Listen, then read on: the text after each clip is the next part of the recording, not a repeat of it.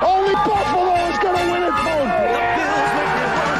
Kick your heels up and down. We've seen why the Buffalo Bills are en route to the playoffs. Come on now, the Bills are making it happen now. Stand up now, come on and shout. Buffalo Bills go undefeated. And we're going to the Super Bowl. Yeah. Now, baby, come on, come on. No one Come on circles the and wagon shout. like the Buffalo Bills. All right, and we're back. Another episode of Another episode of Overdue Bills podcast. You see me, I'm Rad. I'm your host today. The thought of Josh Allen not playing, ran preacher way. So I don't know what he's doing. He'll be here next week. But it's me, and I'm here with my guy Matt. What's good, man? How you doing, man? I'm doing good, man. Doing good. Ready to talk. This is a big game coming up this week. I guess for both of us. I'm glad to talk about it. All right. And we got a special guest here. We're playing the Vikings this week. So we got our guy, Luke Braun from Locked On Vikings. Man, how you doing? Doing good. That intro is so fun. Yeah. Except the one clip. There's one clip I would like for you to remove if you could. Which one? We know that we were just talking about it. I know. Yep. I just wanted him to say it, but you're right. Say it. Crazy enough, we don't know if we even gonna possibly see something like that this week anyway, because with Josh Allen potentially not playing, but we'll see. We'll talk about that later. Yeah. But before we start all that, Matt, can you tell us who's the pod sponsored by? Yeah, so this episode and every other episode is brought to you by the good people at Buffalo Wing Kings.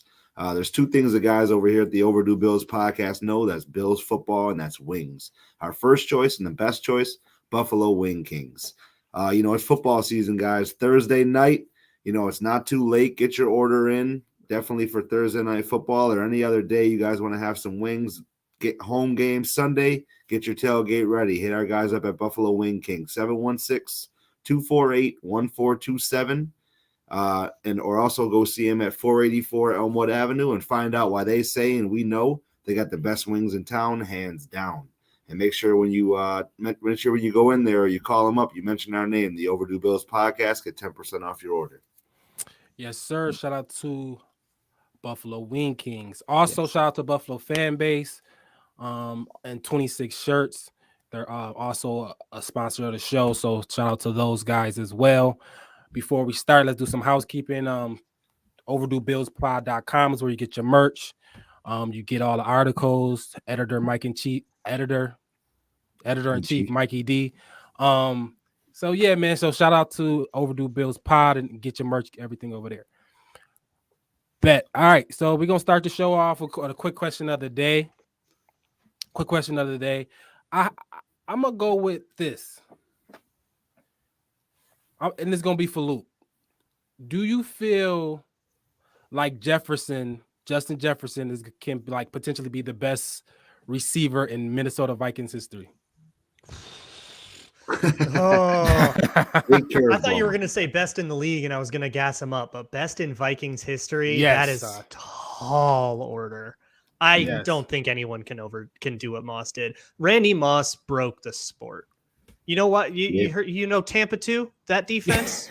That's because of Randy Moss. Yeah. Because Tampa Bay had to play Randy Moss twice, and Tony Dungy didn't know what to do. So he dusted off old playbooks from when he was a Steelers coordinator back in the 70s, or I think he was a D-backs coach in those old Steel Curtain teams. Yep. Dusted off old playbooks, found random little concepts, ironed that onto some cover 2 stuff and said, this is what we do now. And actually was the only team to beat the Vikings in 98 with a sound run game and stuff. But the Bucks actually were the only team to really have the Vikings numbers in those years because of Tampa 2. And now Tampa 2 had its whole heyday, even kind of coming back. Yep. Tampa 2 exists because of Randy Moss personally. Show me anybody else who's done that. I don't think that's ever going to happen again. Yeah, he was different, man. He was playing a different game. He's just moving different, faster than everybody else. It was just an alien. Yeah, what are you gonna do? You know what I mean? What you gonna do? So, Matt, what's your thoughts? Do you think he can catch? You think Justin Jefferson can catch him or nah?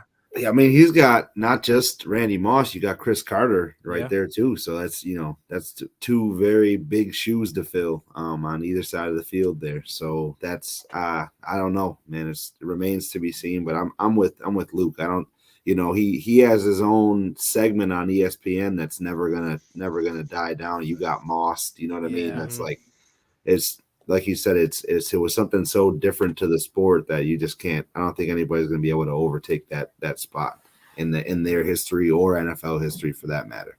Yeah, man. And this year was supposed to be like the Cooper Cup like year for Jefferson, even though he's having a great year. But Yeah. it's He's like still, second in the league in receiving. Yeah. Yeah, so he's Yep. still doing great. But all right, man, that was a nice little quick question of the day. So we're gonna start off just talking about the Bills.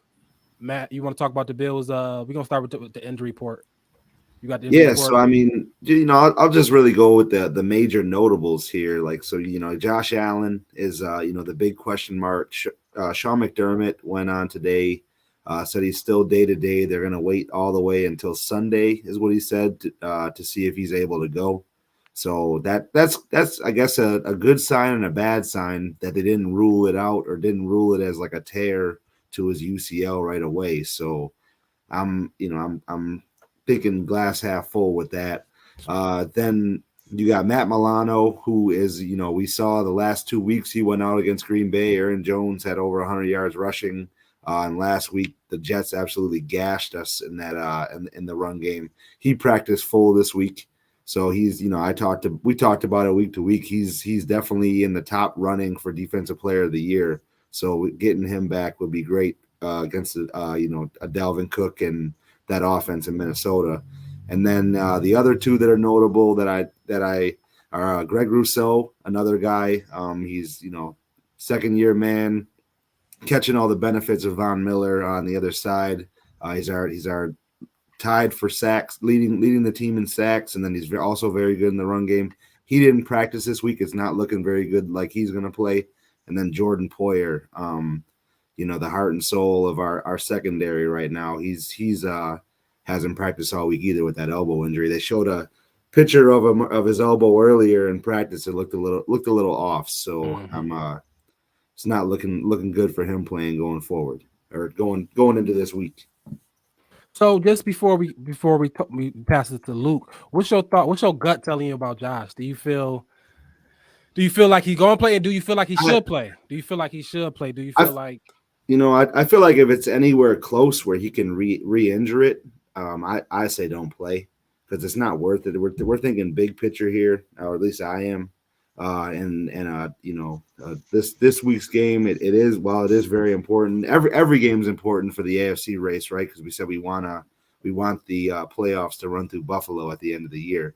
So every week is important with the Chiefs on our heels and now the Jets on our heels and Miami on our heels. Every game is very important, but if it's close, I think Case Keenum's a very serviceable backup, and he can lead this offense. And also, we still have a top 3 defense in the NFL.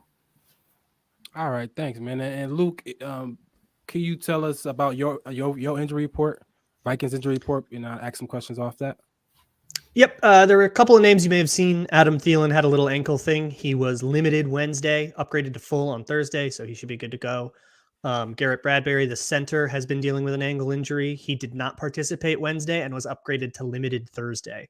So watch on Friday. If he's back down to DNP, he ain't playing. If he's limited again, he might be a game time decision, or that's like probably better than 50-50. Two guys I would be right now, I would pencil in as not playing are Cameron Dantzler, starting corner opposite Patrick Peterson. So you get a 4th round rookie, a Caleb Evans in there instead. That will be very interesting. I'm interested to see if the Bills try to attack that with Stephon Diggs or maybe somebody else. And then Dalvin Tomlinson, our kind of principal 3-tech, has a calf injury. He's week to week. He missed his first full week with it last week against the Commanders.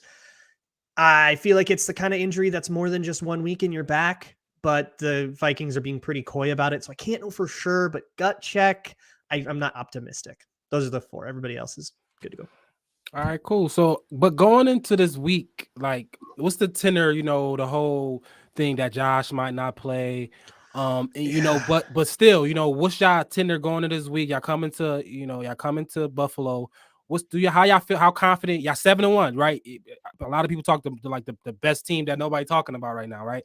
So how do y'all feel about coming to this week against a Bills team whose defense is still a scrappy defense, whether Josh play or not? It's hard to make heads or tails of because I don't know what to expect with Case Keenum. I mean, if anybody believes in Case Keenum, it's going to be Minnesota Vikings fans. Right. You even got Stephon Diggs. It's like the miracle revenge game. So some of us kind of go down that road. Yeah. And I mean, you guys know how it is when you've got a history of heartbreak. You kind of start conjuring, okay, what's the most painful thing that could happen?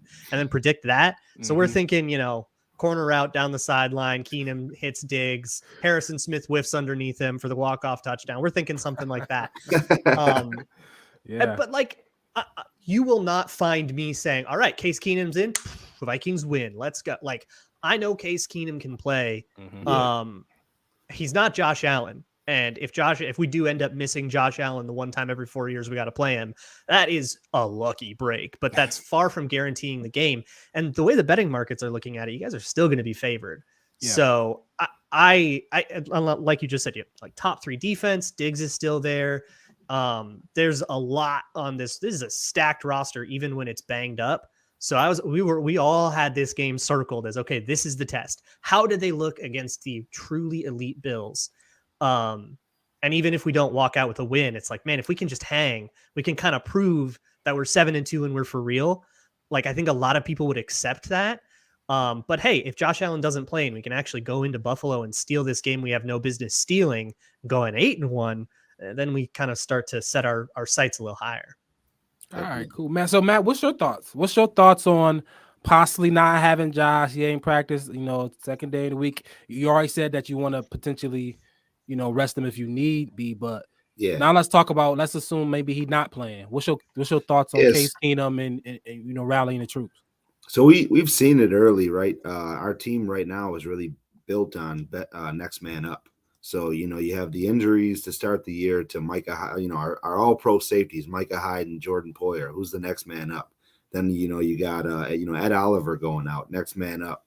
Then our starting, we're not without our starting corner, without Tre'Davious White from that ACL injury last year. We drafted the rookie, and we drafted 2 rookies. The one rookie we didn't really expect to be thrust in there right away, but it's really all next man up. Now, the next man up, to Josh, we're not going to see that Josh level. You talk about the betting spread. This game opened up at an 11-point we opened up as 10.5-point favorites, and I think it's down to as low as 5.5 with the thoughts of Josh probably not going to play in this game. So that's a huge swing for just a one player in any betting circles. Most important player, yeah, man. It is, and that's really how you got to look at it too. And but like you said, Case Keenum is a good quarterback, and if anybody knows that, it's them. So, and also we have this roster that is pretty loaded, on every facet of the game. So, I'm still very confident going to this game because of the other factors, and I think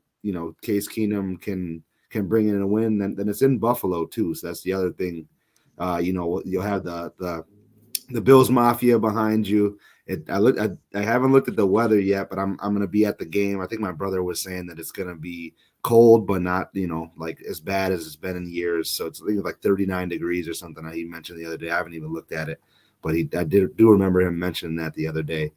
So I'm okay with him. I'm okay with Case Keenum going in after all that. That's kind of what I'm trying to go for in a nutshell. So talking about a past Vikings running back, quarterback. Let's talk about the real quarterback of the Vikings right now. Kirk Cousins. So how do y'all feel about him? Right, y'all 7-1. He got another year left on his deal, I believe. McConnell, y'all brought in a new offensive-minded coach to help move that offense forward, to help Jefferson out, help these guys out. Do y'all feel like 7-1 is? Do you feel confident at 7-1? Do you feel like we a real team to beat in the NFC, or Kirk is? How you feel about Kirk? I guess pretty much is the confidence in Kirk there or not? It really depends on who you ask. He's been a polarizing figure here for many years. Yeah. And most people have sort of dug their spot in the trench, and they're not going to move regardless of what happens. Yeah. This year's Kirk Cousins has definitely been a different proposition. Still a week-to-week proposition, which is always the thing. Some good games, some bad games. He's on a bit of a hot streak right now. I think he's had 3 pretty good games in a row. 3 or 4 really good games in a row ever since coming back from London. I've been pretty at least neutral, if not really happy with what he's done. But it's definitely different. You know, if you think of Kirk Cousins as a more like conservative, you think the check down guy, he has not been that this year. It's been a lot more aggressive and kind of for better or worse. There's been riskier throws. There's been, tipped interceptions and stuff. A lot of throwing up, 50-50 jump ball to Justin Jefferson and let him go get it. And he's phenomenal at that. So, go for it. And a lot less, take the 4-yard pass on 2nd and 15 to set up that manageable 3rd and 11, which is one of the things that really bugged me about him. Ton less of that this year. He's working the pocket a little bit better, responding to pressure a little bit better, under generally less pressure. Really bad last week. Washington's got a heck of a defensive line, but overall a little bit cleaner, and that has also helped.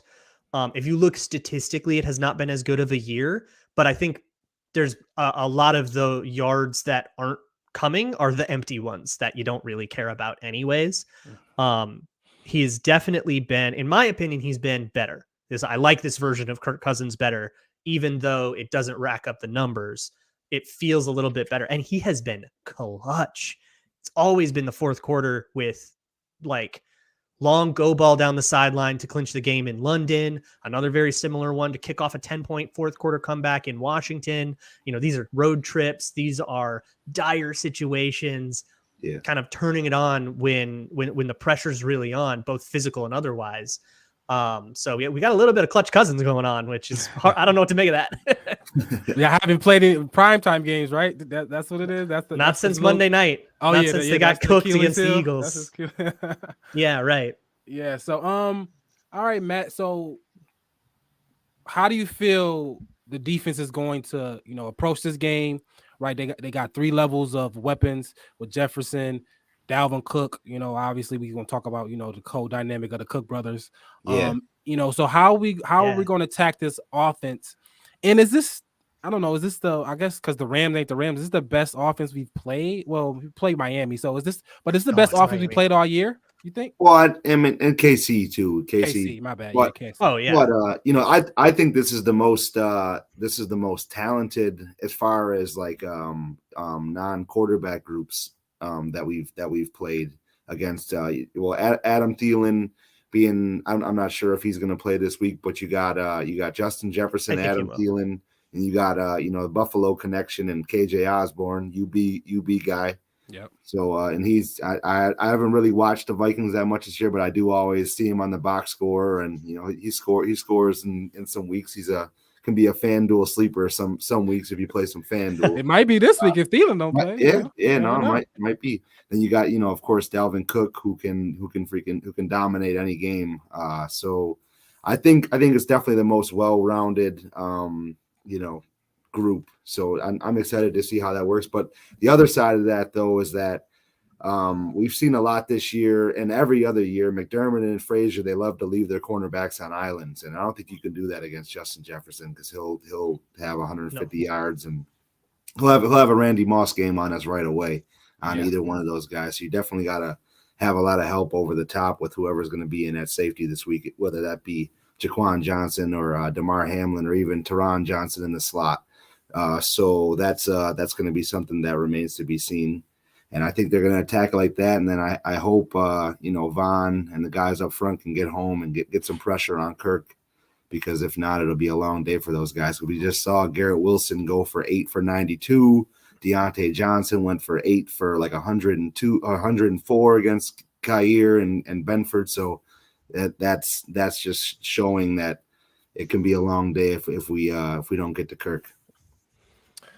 So Luke, like, I guess signs of y'all team feeling like y'all want to be all in, or the GM thinking like we got to, put not everything on this year, but this is an important year. This is a year that y'all can definitely win the NFC, right? Irv Smith went out again. He ain't have him to play. Y'all trade for, a good talent in TJ Hawkinson, So what was the thoughts about that trade? Do y'all, is y'all gonna get the use out of them that y'all, I'm not even sure what y'all gave it. Was it like a third? They I'm not even basically moved down 2 rounds in 2 years. So they gave up a 2 and a 3 and get back a 4 and then a conditional 4 or 5, depending on if they win a playoff game. So how did you like that move? Do y'all play against he's in division type of y'all see him a lot. Do y'all like Hawkinson? Was y'all excited about adding that addition to the team? Yeah, like imagine if you guys traded for, I'm trying to think. Like, imagine if back in the day when Miami was taking, you guys just like traded for like Minka Fitzpatrick. And it's like, why'd you guys let us have this dude? Yeah. That's the way it feels. Like, Lions, are you okay? What are you doing? It doesn't feel like they gave up. If you do like the draft charts and stuff, it's about the equivalent of like a compensatory third, like a late 3, early 4, something like that. Wow. And he's under team control next year on that 5th-year option, and extension is certainly on the table too. So it's definitely not like a rental all-in kind of move. There's future equity there too. Hard to be any happier with his debut. 9 catches, 70 yards, blocked well. Blew a couple of assignments, but he'd only been in the room for like 4 days. So that's totally understandable.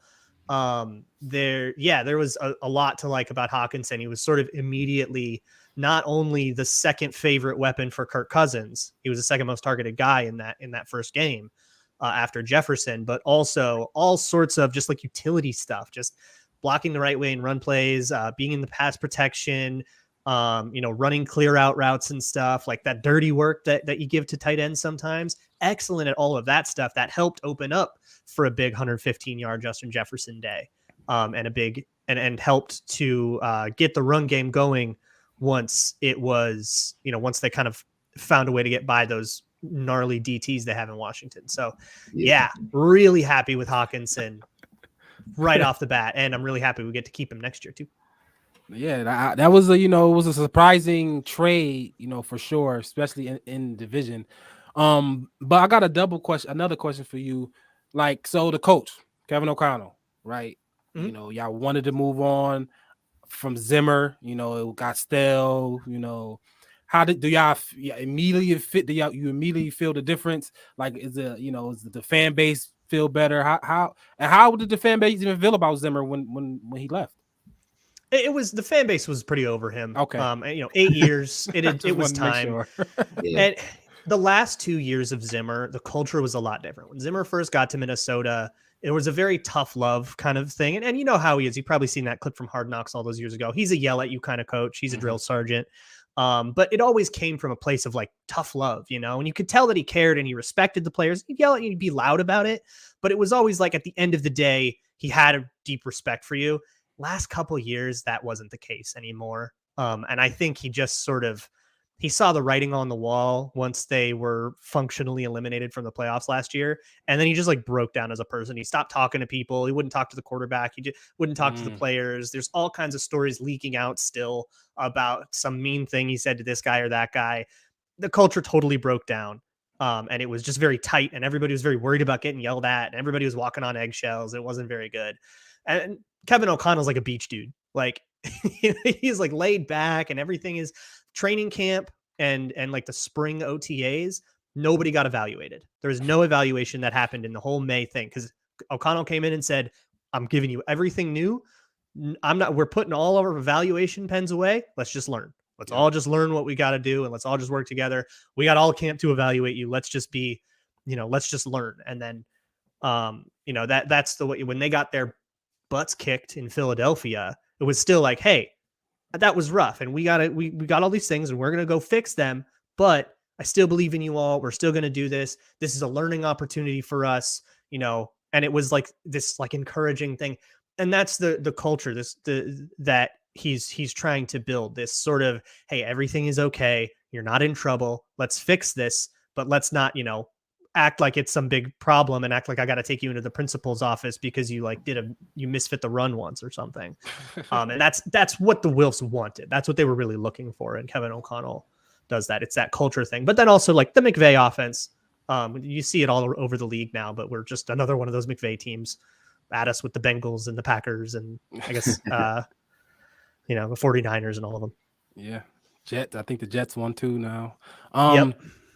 So, man, I got a question for you. So, how do you feel, our defense is, not our defense, our offense, Case Keenum plays, do you feel like it's going to be more of a balanced type of offense we run? Like, or do you feel like we're going to, still lean on the pass and put the ball in Case Keenum hands to deliver a win? Well, I think you definitely have to go a little bit more balanced, because obviously you're not going to get the same type of quarterback runs or anything like that you're going to get out of Josh Allen. And I don't think we're going to see any designed run plays for Case Keenum on Sunday or anything. I don't know, man. Mad genius, you know what I mean? You're right. But I don't know. I'm thinking that they're going to go a little bit more balanced. We're going to see, a Devin Singletary and James Cook get a couple more carries this week. That's how. And then another thing that I'm really worried about is, our line play as much. I had the stat on Deion Dawkins where he had a pretty high grade for PFF, but our offensive line, you see it a lot of times they struggle.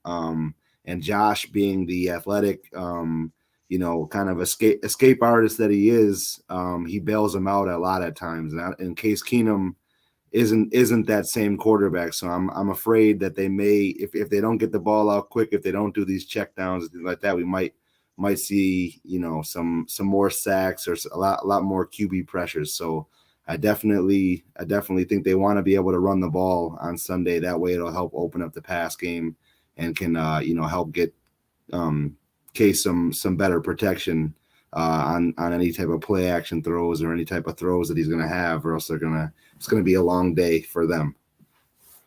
All right. I hear you. So, you play fantasy, Luke? Not well. That's what Matt. You must learn the same, Matt, because Matt doing bad in fantasy this year too, right? It's not going too well at all, but it's all right. But more of a better. Yeah, I was gonna say that I'll translate it over to the it's making it a lot easier to gamble on games because I'm got the not bad worried players. I'm not worried about my fantasy as much because I'm already in the tank right now. So all right, so let's talk some over unders then. I was gonna ask some fantasy question, but let's talk some. I don't want y'all to give the wrong advice to the people out here. Listen, no. Let's talk some over unders, man. Let's start with Dalvin Cook, right? Dalvin Cook, Bills rushing defense have been getting a little shakier the last couple of weeks. So let's go over under 85 yards rushing for Dalvin Cook. Let's start with you, Matt. Yeah, no, I think that's really going to weigh heavily on if Matt Milano's playing. We're losing one of our the way that it's looking with Greg Rousseau. I don't think he's going to be playing. He's one of our top defensive players in the run game. Von Miller is still very good, but we saw last week we just had a very tough time tackling. And Terrell Bernard, he's the rookie. He's just too light out there. I think he looks like a safety out there playing linebacker. He definitely is going to have to pack on some weight over the offseason. So that and then also Tremaine Edmonds hasn't practiced this week either. I haven't even talked about that. Those two guys have been our one of the best linebacker duos in the NFL this season, and he may end up not playing this week. So that's with a lot to say over. You're saying a lot to say over, man. All that being said, and the talent that Dalvin Cook has, I think it's going to be an over game. I think he's going to have 100 yards rushing this week. Oh, man. Yep. Luke, what's your thoughts? Now, correct me if I'm wrong here, but you guys are a big nickel team, right? Like you guys don't Huge like to be in nickel base. team. Huge nickel team. Yeah. Huge nickel team. So O'Connell loves that. He wants to live in 11 personnel all day. And the last few teams that have actually stopped the run game have just said, we're just going to put in our base package against your nickel and stop the run. So if the Bills don't want to live like that, they're playing kind of right into the Vikings' hands. Now, if Matt Milano plays, if Tremaine Edmonds plays, this has a huge impact on it. So I'm not too confident. I'm going to take the over. I don't think I'm going to go with 100 yards. Cook's only had a 100-yard game this whole year. But I think I would take the over based on that and the injury report. But if everybody on the Bills plays, that you would not be wrong to change your mind on that. But I guess with what we know right now in this recording, I'll take the over. All right, let's go to the other running back. Let's go because you're saying if most signs is that Case Keenum is going to play, so you're expecting a more balanced type of deal. So let's say Singletary, let's say, because I'm assuming we're just going to use the backs more often to get the ball out of Case Keenum's hands. So let's say total yards for Singletary. Let's say total yards over 85, same over 85 total yards for like a Singletary. We're gonna start with you, Luke. You guys run a lot of screens? Not to running backs. Yeah, not to Singletary. Okay. Like tunnel screen stuff to Diggs, like an Isaiah or like an Isaiah McKenzie or gotcha. Even Dawson Knox. You would get a knock screen if anything. I would see a couple knock screens. The Vikings love to give you a light box and keep the safeties. They really don't want to put a safety in the box unless they just super don't respect the quarterback. Like they did that to Taylor Heineke, but that's the only quarterback. And they've seen third stringers this year and not done that. So like, I think that they will give you the opportunity to run if you would like to do that. That said, they've actually had one of the more effective run defenses in the league, even with all those light boxes. So I could see them stymieing this. However, they've had some troubles in the open field. This could be a check down to Singletary that goes for 35 yards kind of game, and suddenly that hits the over. I'll be a homer. I'll take the under, but not confidently. All right, Matt. What's your thoughts? Yeah, so I was thinking, more of I think he'll have a lot more yardage in the running game because I know I've said it all year. I think he averages 5.2 yards a carry right now, but he gets about 8 to 10 carries a game. So that doesn't really, but I think a game like this, he'll get more volume. So I'm going to go ahead and say over just off the sheer volume. I think if he gets up to 15, 16 carries, and like Luke said, he's good to break one because he's also very good at after contact too. So, that could easily turn into a 20-yard run, 21, whatever, 25-yard run.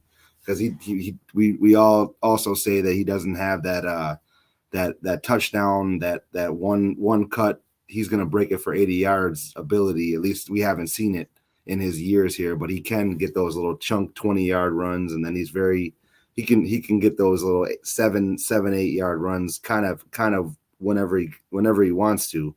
But we just don't run the ball with him that much. He just doesn't get the touches. I'm gonna go over. All right, and I'm gonna just do the 2 All-Pro wide receivers. I'm gonna pretty much ask both. So I'm gonna pretty much taper Diggs a little bit with it because he don't have Josh. So let's go Jefferson first. Let's see. Can he break the century mark? Do you feel Justin Jefferson 100 yards? With the rookies out there against the Bills. Do you think Justin Jefferson can go over 100 yards, Matt?